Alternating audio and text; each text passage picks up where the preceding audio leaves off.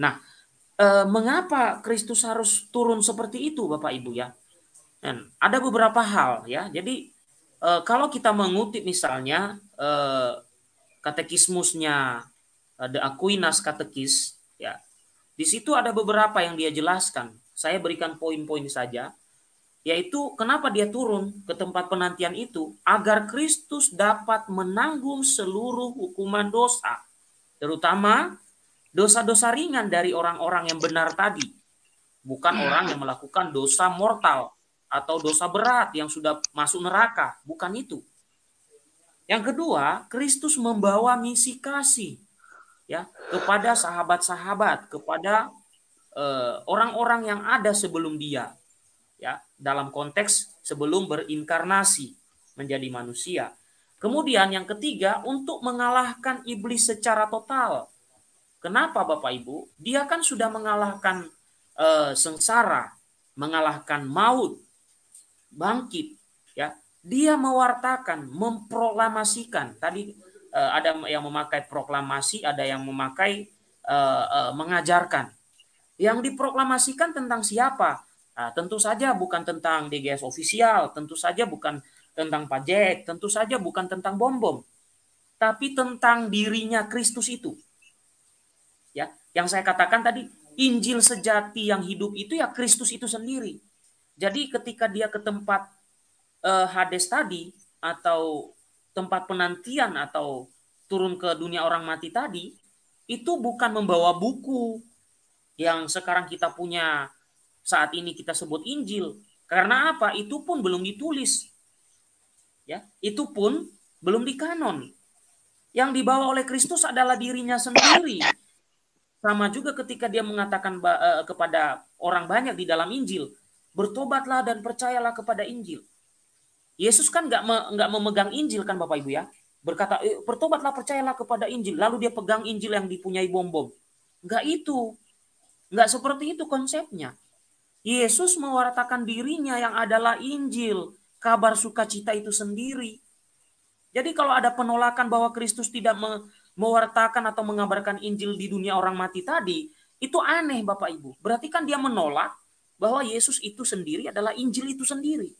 Dia menolak itu. Nah, itu kan keliru sekali, ngawur sekali itu, ya. Nah, dengan kebangkitan Kristus, dia mengalahkan maut. Dia mengalahkan iblis, ya. Dia menjadikan kita ciptaan baru.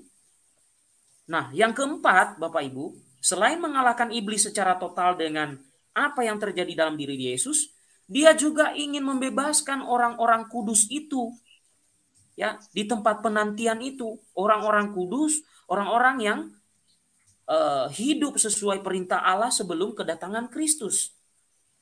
Ya. Nah, kalau kita baca misalnya dalam Katekismus Gereja Katolik, ya, artikel 635, ya, dikatakan begini. Hari ini kesenyapan besar telah terjadi di bumi, keheningan dan ketenangan yang agung. Keheningan yang agung karena sang raja tertidur. Bumi bergoncang dan tetap sunyi, sebab Tuhan telah tertidur di dalam tubuh, dan ia telah membangkitkan semua orang yang telah tertidur sejak awal mula dunia. Ia telah pergi mencari Adam, bapa kita yang pertama, seperti mencari domba yang hilang. Sungguh ingin mengunjungi mereka yang hidup di dalam kegelapan dan di dalam bayang-bayang kematian. Ia telah pergi membebaskan dari duka cita Adam, dari ikatannya dengan Hawa yang terbelenggu dengan dia. Ia yang adalah Tuhan mereka, namun juga adalah keturunan Hawa. Tuhan pergi kepada mereka dengan membawa senjata kemenangannya, salibnya. Ketika Adam, manusia pertama, melihat dia, ia memukul dadanya dengan takut dan berseru kepada semua, Tuhanku bersama kalian semua. Dan Kristus menjawab Adam, dan dengan rohmu, dan menyambut tangannya, ia membangkitkan dia sambil berkata, bangunlah kamu yang tertidur, dan bangkitlah dari kematian, dan Kristus akan memberimu terang. Aku adalah Tuhanmu yang demi engkau telah menjadi keturunanmu, yang demi engkau dan keturunanmu kini berbicara dan memerintah dengan otoritas kepada mereka di dalam penjara. Keluarlah Dan kepada mereka di dalam kegelapan, milikilah terang. Dan kepada mereka yang tertidur, bangunlah. Ya. Dan seterusnya. Panjang sekali Bapak Ibu. Nah, apa yang mau disampaikan Bapak Ibu? Ya. Kenapa penting sekali, ya? Kenapa penting Kristus turun ke tempat penantian itu? Kenapa penting untuk kita percayai? Ya. Nah, harus kita ketahui Bapak Ibu, dikatakan bahwa kaitan antara Kristus yang turun ke tempat penantian dan kehidupan kita umat beriman, ya. Iman kita bukanlah merupakan pengajaran yang tidak berkaitan dengan kehidupan kita, namun sungguh erat berhubungan dengan kehidupan dan perjalanan spiritual kita. Dengan mempercayai pokok iman ini, maka kita akan semakin diteguhkan, dan pada saat yang bersamaan kita menghindari sikap yang dapat menjauhkan kita dari Tuhan. Santo Thomas Aquinas mengajarkan 4 hal yang dapat kita pelajari dari pokok iman mengenai tempat penantian ini. Yang pertama adalah memperkuat pengharapan kita akan penebusan Kristus dan akan penyelamatan Kristus. Itu yang terjadi, ya. Kemudian Bapak Ibu, yang kedua, kita perlu takut dan menghindari dosa. Dosa yang mortal tadi, supaya kita bisa masuk ke tempat penantian itu yang kita kenal dalam gereja Katolik sebagai purgatorium. Juga mengingatkan kita, ya, supaya kita, ya, orang yang hidup di dunia ini, ya, kita mengingat bahwa apabila kita masuk ke dalam purgatorium, Kristus tetap menyelamatkan kita karena kita meninggal dalam keadaan rahmat. Oke. Selanjutnya, ya, agar kita mengikuti teladan Kristus, Bapak Ibu Saudara-saudari, ya. Oke. Nah, sehingga dengan demikian, ya, kita mengetahui bahwa kita juga akan bangkit bersama Kristus. Jadi Bapak Ibu Saudara-saudari, ya, kalau kita berpikir secara sederhana, pengajaran tentang tempat penantian itu mengajarkan kepada kita bahwa orang-orang benar yang sebelum Kristus telah meninggal dan masuk ke dalam Hades itu terselamatkan oleh penebusan Kristus. Dan itulah yang dia proklamasikan, itulah yang dia ajarkan tentang pribadi, tentang dirinya, yang adalah Injil sejati itu, kabar sukacita itu, Evangelion itu, Bapak Ibu Saudara-saudari. Ya. Karena apa? Kalau kita mengacu kepada sejarah, pada masa kehidupan Yesus, tidak ada catatan-catatan tertulis dari Injil-Injil yang kita miliki saat ini. Itu ditulis pada masa para rasul mewartakan Injil kemana-mana, mewartakan tentang Kristus kemana-mana, dan di kemudian hari dibutuhkan suatu tulisan untuk menjadi pegangan bagi umat-umat tertentu. Ya.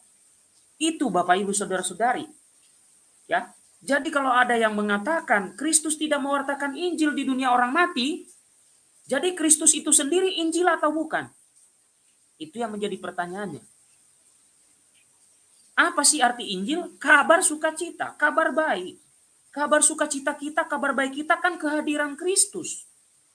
Dalam kelahirannya, karyanya, sengsaranya, wafat, dan kebangkitannya.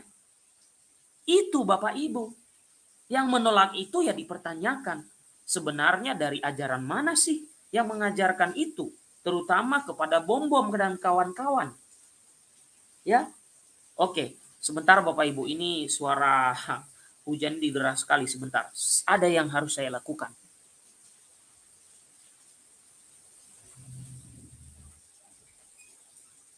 Oke. Baik Bapak Ibu, yang harus saya lakukan adalah menutup bagian-bagian yang suaranya masuk. Oke. Nah, Bapak Ibu Saudara-saudari, dengan demikian kita mempertanyakan apakah Injil yang dimaksud, ya, hanya terbatas kepada kertas buku yang kita punya sekarang ini? Itu yang menjadi pertanyaan untuk saudara-saudaraku, terutama pengikut Bom-Bom. Jadi sebelum ada kertas-kertas itu, kira-kira Injil yang mana yang diberitakan oleh para murid-murid itu sebelum dituliskan? Ya, tentang Kristus. Kelahiran, karya, sengsara, wafat, dan kebangkitannya. Itu yang diwartakan. Dan pada abad-abad awal, Bapak Ibu, saya harus jujur pada Anda. Abad awal, abad kedua, di mana kanon kitab suci belum final, para rasul itu pergi kemana-mana tapi tidak bawa buku. Para rasul itu palingan hanya bawa buku perjanjian lama. Kitab perjanjian lama. Itu pun kalau memang ada. Kalau tidak ada, apa yang mereka pegang Bapak Ibu? Tentang kehidupan dan karya Yesus, sengsara dan wafat dan bangkit Yesus. Itu yang diberitakan di mana-mana. Tidak bawa buku. Karena buku yang kita punya itu baru selesai kanon tahun 397. Ya, mereka hanya menyampaikan pengajaran lisan. Ya. Oke. Mereka hanya menyampaikan pengajaran lisan. Ya. Jadi Bapak Ibu Saudara-saudari, ya. Di situ tidak mengatakan bahwa harus Yesus membawa buku ketika dia meninggal. Enggak. Karena Injil sejati itu, Injil yang hidup itu, sebelum Kristus naik ke surga itu ya diri Kristus itu sendiri. Sehingga dapat dipastikan waktu itu enggak ada buku yang dibawa, termasuk dia mengutus 70 murid. Tidak ada Injil yang dibawa. Dia mengutus para rasul. Tidak ada Injil yang mereka bawa. Atau buku yang mereka bawa tidak ada. Mengapa ya? Apa yang mereka pegang? Pewartaan mereka berpusat kepada diri pribadi Yesus. Pribadi Yesus itulah Injil. Kabar sukacita kedatangannya. Injil yang sejati itu. Setelah kenaikannya ke surgalah, ada umat yang memerlukan pengajaran terkait dengan Kristus yang disampaikan para rasul.